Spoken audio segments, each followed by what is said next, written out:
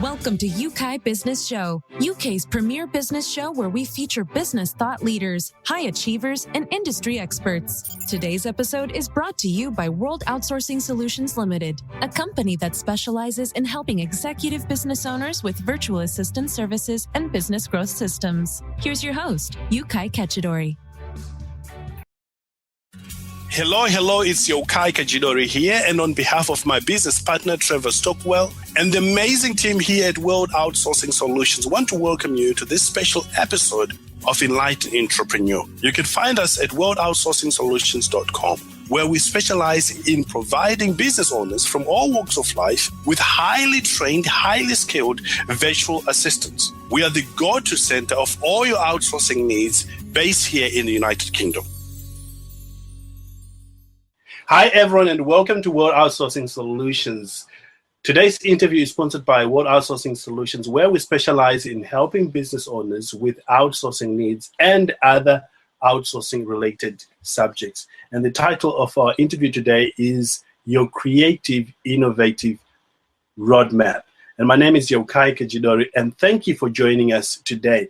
My expert today is Julie Austin.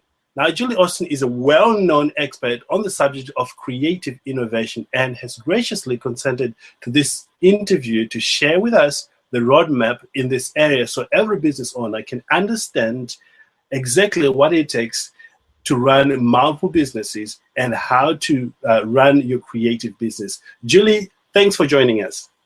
Thank you.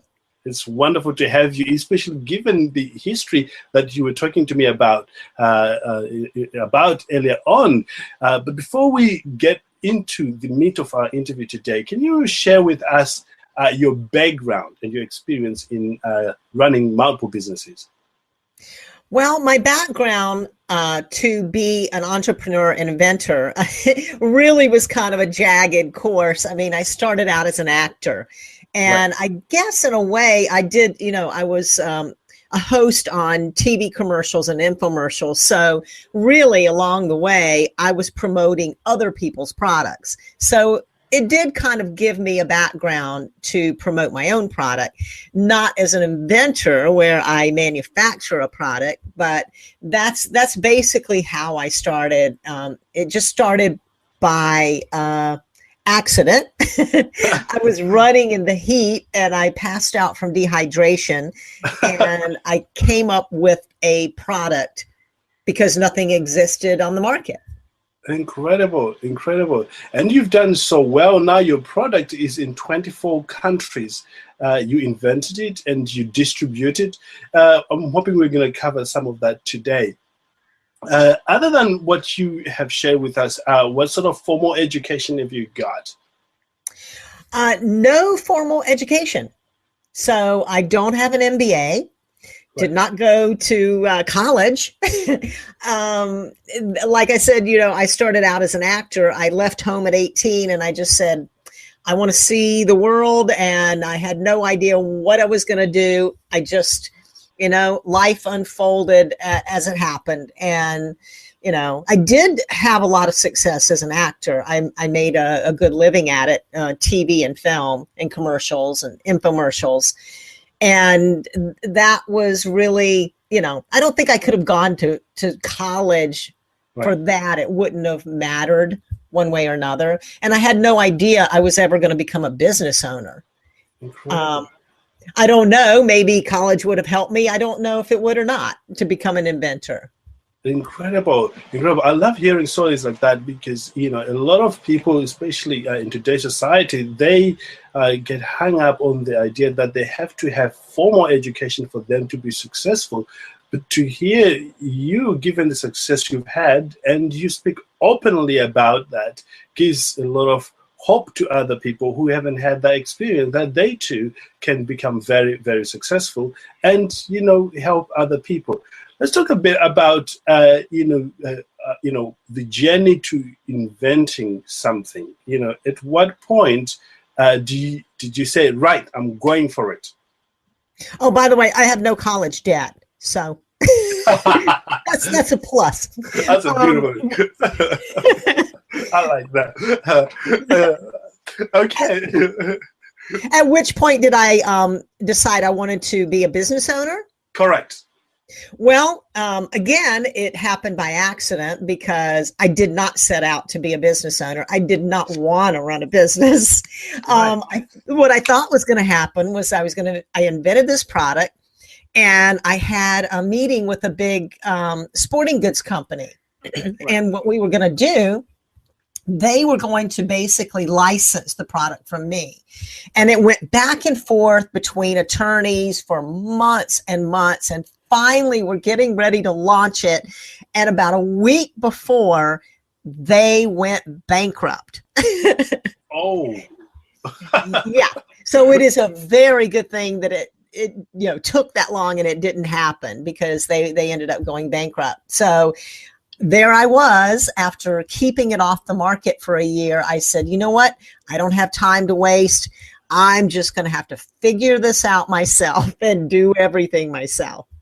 Incredible. In line with this, I'm sure our listeners are thinking, what product is she talking about, and how well has she done with that product? Would you be okay to share that with our audience? Yes. The product is called Swiggies, and they are wrist water bottles. And basically, when I was running, I run with my keys and music, and I didn't have anywhere to carry water. And That's how I ended up in that situation of passing out from dehydration.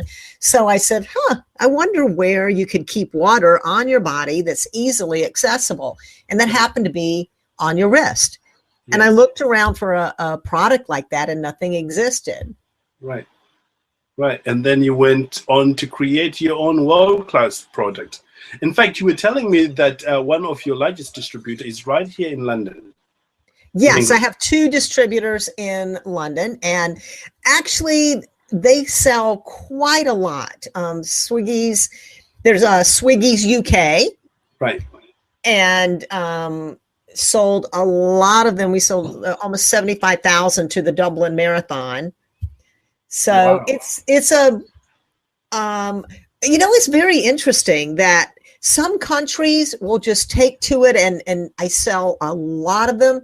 Some countries, I don't sell anything. And it has nothing to do, you would think it would be all the warm countries, but that's not necessarily the case. Wow.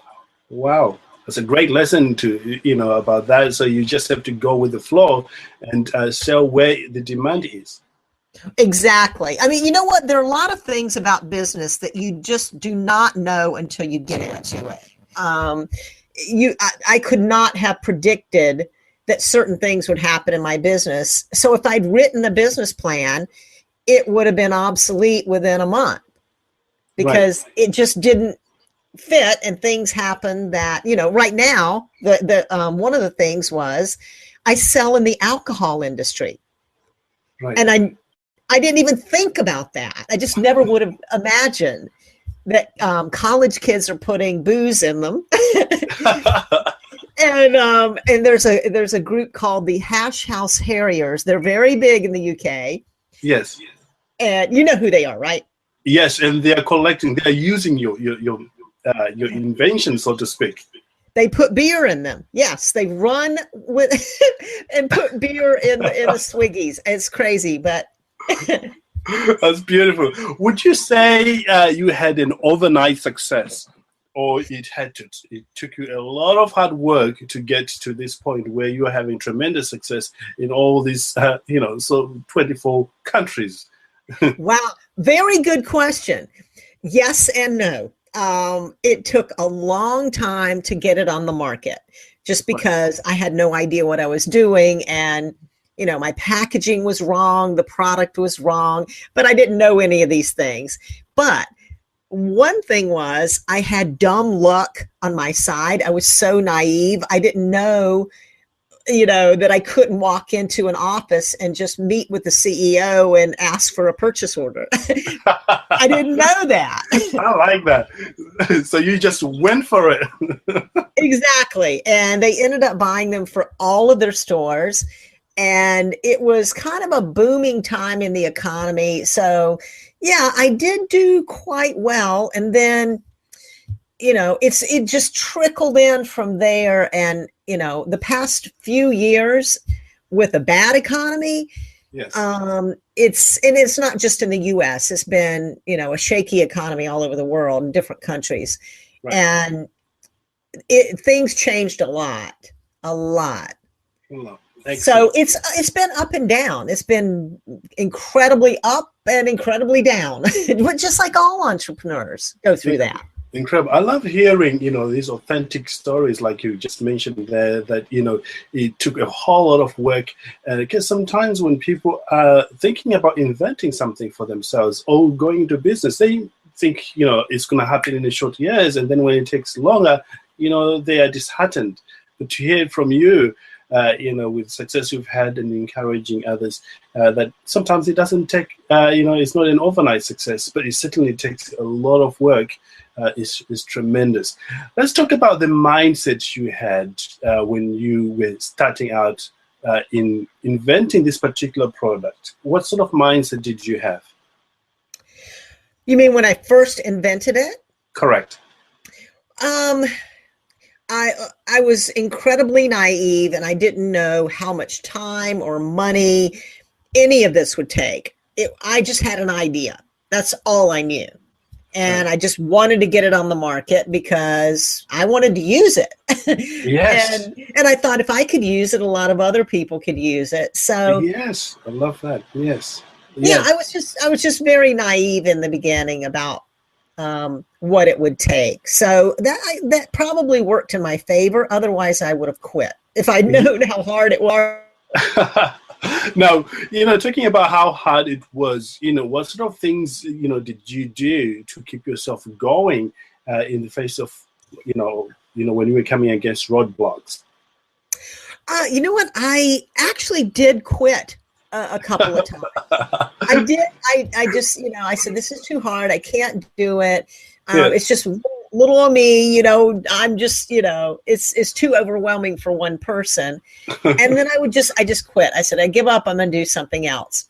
And what changed my mind, I was in Utah and I was out rock climbing, and I saw someone wearing my product who wasn't a friend or family member. Wow. And I said, wow, somebody went online and bought my product and they're out using it. And it just triggered something in me. And I said, I invented that, Wow. And that sort of just gave me a new, a renewed sense of, I have to make it happen. Oh, that is beautiful. That really is beautiful. And to hear that, you can trigger people to, I can hear myself, Julie. Oh, no, all entrepreneurs go through it. You go, this is too hard. I can't do it. I'm going to quit, And then you find somebody. And then you pull yourself up and you go, all right. And then you get this renewed sense of like a burst of energy to start all over again.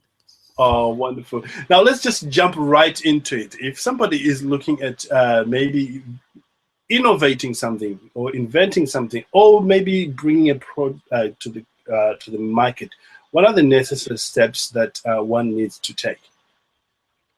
To invent something. The first thing that I would do, this is, interesting you're asking me this question, because I have a girlfriend who said, I came up with an idea and can you help me step by step? So what I would tell her, I said, the first thing is check to make sure that no one else has invented this product. Because if they have, don't waste your time. You can easily now go online and go through Google and do a search of the Patent and Trademark Office. Right. And I don't know, this is in the US, so I don't know how it works over there. It may be similar, but there's a way to find out through your Patent and Trademark Office if something has been done. That doesn't mean, if you can't find it, that doesn't mean that someone doesn't have a patent pending. So it might be, close to being patented. But also check online and look through retail stores and everywhere that you can that this product would have been sold. So if you don't see this product sold anywhere, then it's probably a good chance that it's not, that someone hasn't done it.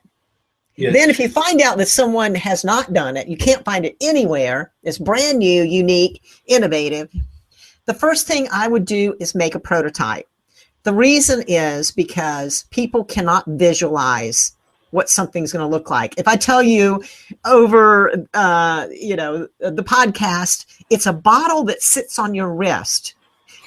Most people think of a regular water bottle strapped to your wrist. Yes. And it doesn't, it was hard to explain to people. So I literally had to go out and buy some clay. I bought some bands and an off the shelf cap to put on it. And I said, this is what it's going to look like. And then people went, oh, now I get it. Then I took that mold or that prototype to a mold maker, and the mold maker made something that would work from my prototype. Awesome. You just answered the next question I had here. Why that is important to have a prototype, in the first place. Yes, that would be the reason. And when you get to the mold maker, they will make sure, they're engineers, they know how to make it so that it will technically work. Incredible. Now, are there any tools or websites or any easy steps that they can follow, to make sure that they do this first step right? Wow. You know what? Now I'm taking you back to the days when you started a few years ago. Well, there was nothing that I could do in the very beginning. None of this stuff existed. But, wow. You know what? I'd have to think about that. I don't know exactly what they can do. Anyway, I'm sure we will figure that out. What will be the next step, for somebody who is on this journey that they need to take? By the way, I was just going to say that I have an excellent patent agent. Oh, beautiful! But I was trying to remember if he had a website or not. I don't know if he does. He is so busy. He gets so much referral business. He's incredible. I just send everyone to him because he's just amazing. And if you want his information, you can contact me for it. Incredible. Yes. Alternatively, people can actually, at the end of our time together, you will be able to give your website and your email address that people can contact you with. Okay. Okay. So what was the question? Next question? the next question, Julie, is is a follow-on question. Really, after people have created a prototype, what will be the next step for them? Towards taking the product to the market? Well, I would do it the opposite way of the way I did it. Right. I think I really did it the way that a lot of people who are inventors try to do it, which is let's go into the big chain stores. And there's a better way. If you start online first, there are a lot of ways you can promote a business that doesn't cost you any money, and you can test a lot of things on the internet that you couldn't if you're, you get a purchase order from Walmart or one of the big, what is one of the big ones in the UK? Sainsbury's, John Lewis, or Tesco's. Yes, Tesla. So is it Tesco? Tesco, correct. Tesco. Tesla. That's a different business. Tesco. Correct. Right. So those instead of going straight to the big ones, test things out on the internet first to make sure that, first of all, that you create demand. Right. And that way, when the big guys, let the big guys come and call on you and they say, wow, we heard you've got this great product. We'd like to take it in our store, as opposed to you going to them and saying, hey, would you like to buy this? Makes perfect sense. At that point, you have a better deal as well with them. Right, exactly. Because you say, look, I already have customers here. Yes. Makes perfect sense. That's perfect sense. And, say, for example, you've done well, you are now online. What would be the best thing for you to do after that? You've got, your clients, at what point do you scale things up? I'm sorry, what was the question? At what point do you scale your business or, the production or the distribution up? Well, I do something I call it pyramiding up. So Right. it's, if you start with a small amount of product, Right. let's say you start with 1,000 and you sell that 1,000, you take some of that money and you just slowly start to build your business up. That way you don't do what I did and have some success and go crazy with it. And, you just do it very slowly and ramp it up. And you will know when you get to the point that you can't handle it anymore. And the great thing is, I've discovered through distributors, they order large volume straight Right. from the factory, which is fantastic because it's not doing it one at a time. You're selling 10 or 20,000 at a time. Right. Right. And you reckon that is the best possible way to do that? I think it is because they pay 50% up front and 50% when they leave the port from the factory. And so there's no chance that you're going to lose money. If you go to somebody like here, if you go to a Walmart and, it's going to take 3, 4, 5, 6, I don't know how many months it takes before you get paid. So this way you get paid instantly. Oh, I see. I will certainly go that way if I was going to be creating a product. What? Yeah. Yes. From what we have talked about so far, Julie, are there any things that you may want to bring to the attention of those people who want to bring something to the market or become creative in their innovation that we have not talked about? I don't know. I think that's covered a lot. I mean, just talking about the basic idea, a lot of inventors will come up with things that, they have a problem with, just like I did. I have a problem with, having water hands-free while I'm running. So I invented a product for that. Someone else, someone I know had a problem with, dancing all night in high heels. She wanted to have a product that, she could, like flip-flop type of product that she could put in her purse. Right.